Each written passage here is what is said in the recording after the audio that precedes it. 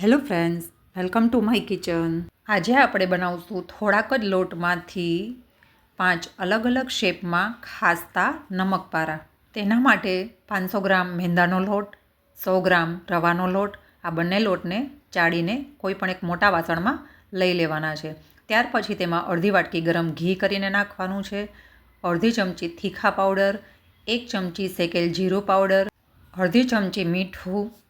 આ બધો મસાલો લોટમાં ધીમે ધીમે મિક્સ કરતું જવાનું છે અને થોડું થોડું પાણી નાખીને એકદમ કડક લોટ બાંધી લેવાનો છે. પાણી આપણે એકસાથે નથી નાખવાનું, થોડું થોડું નાખતા જઈને મીડિયમ કણક બાંધી લેવાની છે. હવે 2 ચમચી જેવું તેલ લઈ લોટને એકદમ સુવાળો બાંધવાનો છે અને 15થી 20 મિનિટ ઢાંકીને મૂકી દેવાનું છે. ત્યાર પછી આપણે તેમાંથી રોટલીથી થોડું વધારે લોટ લઈ આ રીતે મોટો રોટલો વણી લેવાનો છે અને તેમાં બોટલનું કોઈ પણ એક કોર્નરથી આ રીતે કાજુ જેવો શેપ આપી દેવાનો છે.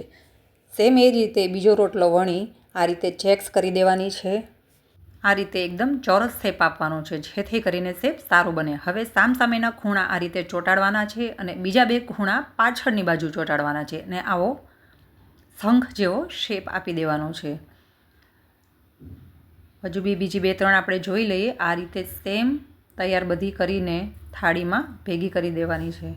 બંને બાજુના ખૂણા તમે પ્રોપર ચોંટાડી દેશો એટલે તેલમાં છૂટી નહીં પડે. આ રીતે આપણે બધા જ નમકપારા તૈયાર કરી લેવાના છે. જો લોટ આપણે થોડો ઢીલો બાંધ્યો હશે તો આ નમકપારાનો શેપ બરાબર નહીં પડે. ત્યાર પછી પાછો એક રોટલો વણી આપણે સ્ટીક જેવો શેપ આપવા માટે આ રીતે પતલી પતલી ચપ્પા વડે સ્ટીક કરી લેવાની છે. હવે તેને 2 ભાગમાં કાપ મૂકીને સરખા શેપની સ્ટીક તૈયાર કરી લેવાની છે.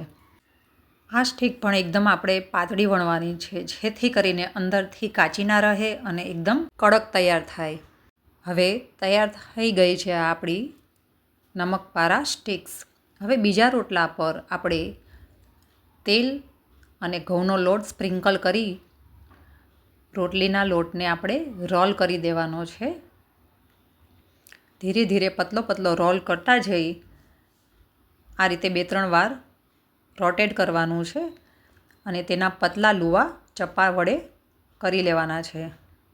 તમારે પૂરી જેટલી નાની કરવી હોય એટલા નાના લુવા તમે કરી શકો છો. મોટી પૂરી કરવી હોય તો મોટા લુવા પાડી શકો છો. આ રીતે લુવાને આડો મૂકી તેના પર થોડું પ્રેશર આપી 2થી 3 વાર વેલણ ચલાવી આ રીતે પડવાળી પૂરી આપણે તૈયાર કરી શકીએ છીએ. ત્યારબાદ આપણે પૂરી જેવો શેપ આપવા માટે કોઈ પણ મોલ્ડ લઈ આ રીતે ગોળ શેપ આપી પૂરી તૈયાર કરી શકો છો. તો તૈયાર છે આપણા 5 અલગ અલગ શેપના નમકપારા. આ નમકપારાને તળવા માટે મેં પહેલેથી જ તેલ ગરમ કરવા મૂકી દીધું હતું. હવે ગરમ તેલમાં વારાફરતી બધા નમકપારાને તળી લો.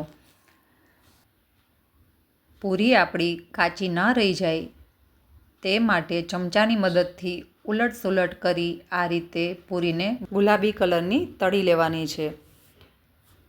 તો તૈયાર છે આપણી મસ્ત ક્રિસ્પી કુરકુરી પૂરી. ત્યાર પછી આપણે કાજુ શેપ જે આપ્યો હતો તેને પણ આપણે સેમ એ જ રીતે ઉલટ સુલટ કરીને તળી લેવાની છે. તેને પણ આપણે જાળાની મદદથી બહાર કાઢી લઈશું. ત્યાર પછી સ્ટીક શેપ આપ્યો હતો તો તેને પણ આપણે સેમ એ જ રીતે ગુલાબી ક્રિસ્પી તળી લેવાની છે. ત્યારબાદ લાસ્ટ આ શંખ જેવા શેપના નમકપારાને થોડી તળાતા વાર લાગે છે. મીડિયમ ટુ ફાસ્ટ ફ્લેમ પર ધીરે ધીરે ચમચાની મદદથી ફેરવીને ઉલટ સુલટ કરી આ રીતે ગુલાબી તળી લેવાના છે. વચ્ચેનો ભાગ થોડો જાડો હોવાથી નમકપારાને થોડી તળાતા વાર લાગે છે. ધીમા તાપે આ રીતે ફેરવીને તળવાથી વચ્ચેથી પણ કાચા નથી રહેતા. લોટ પણ આપણે કડક બાંધ્યો હોવાથી તેલનો ભાગ બિલકુલ તળવામાં નહીં રહે. અલગ અલગ શેપ સાથે બનાવેલા નમકપારા સવારે ચા સાથે નાસ્તામાં, બાળકોને લંચ બોક્સમાં ખાવાની ખૂબ જ મજા પડે છે.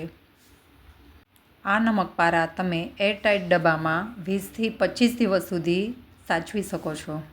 તમે દિવાળીના નાસ્તામાં, જન્માષ્ટમી પર, સાતમ આઠમ પર તમે નવા નવા નાસ્તા બનાવતા હો છો તો આ અલગ અલગ શેપના નમકપારા બનાવીને તમે તહેવાર એન્જોય કરી શકો છો. આ નમકપારા પર તમે થોડો ચાટ મસાલો અને લાલ મરચું નાખીને એન્જોય કરી શકો છો. તો તૈયાર છે આપણા ખાસ્તા નમકપારા.